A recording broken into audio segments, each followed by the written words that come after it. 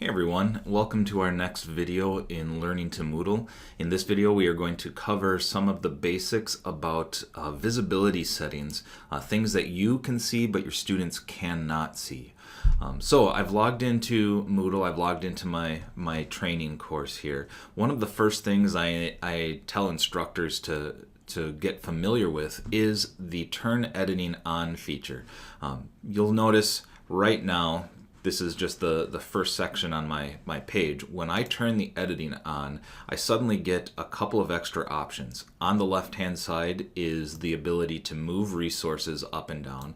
It can get a little bit glitchy, especially when you have to move things long distances.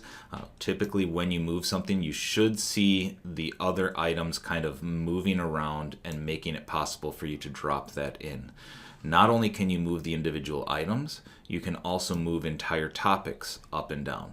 I find that is sometimes the hardest one to make sure it ends up exactly where I want them.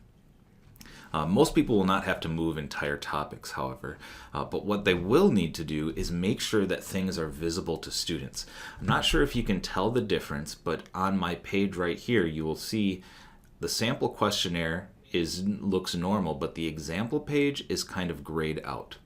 One of the things that you are able to do as an instructor is you can view the course as a student. On the left-hand side, underneath the administration block, is switch role to. So I'm going to switch my role to a student. And you will see that the student cannot see the couple of things that were right around the sample questionnaire.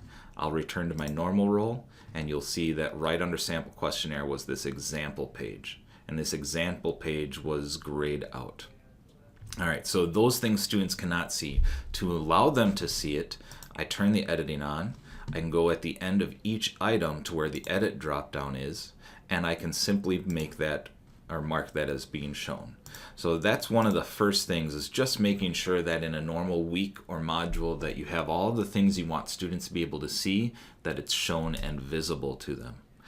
The other thing is to actually show the course. The next thing is to show an entire topic.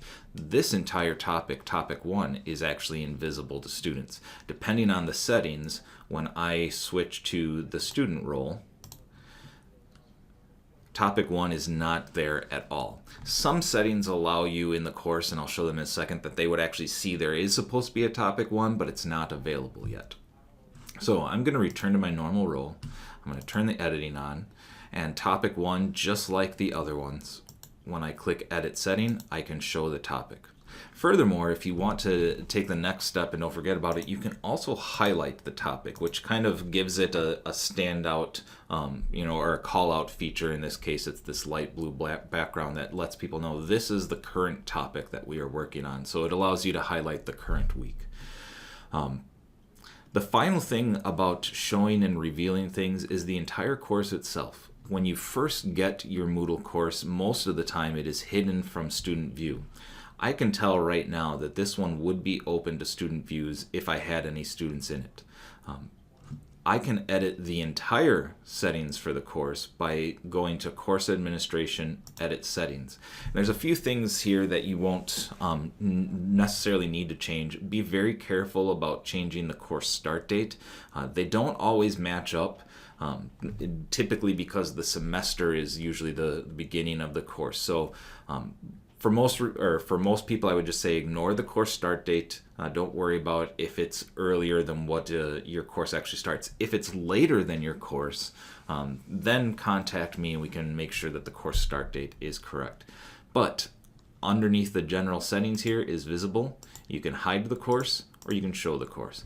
The trick with hiding courses, though, is that students do not even see it. When they go over to my courses, they will not see that course at all. So we typically say a week before your course is about to go live that your course should be open. In fact, folks in the Instructional Design Center will go through and open any courses that are not revealed about a week before the actual class starts. Since I'm in here, just a couple other things about the course settings.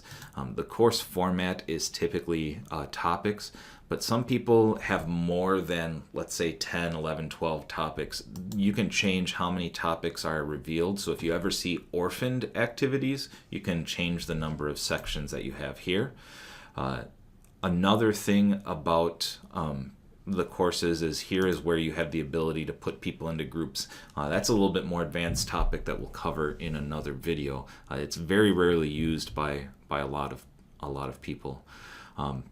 But those are really the big ones. And underneath the course format, not only the topics, but you can say hidden sections are shown in collapse form. Or completely invisible. They were completely invisible. Let me show it to you in collapse form just so you see this is what a student would see if a topic was not revealed to them and it was shown in collapsed form.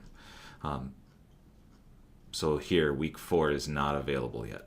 So some people prefer that. Some people just want it completely invisible, mainly because there's typically a lot of things at the end of the course that are not available yet. So a lot of people just keep them completely invisible, but really that's your call on the course.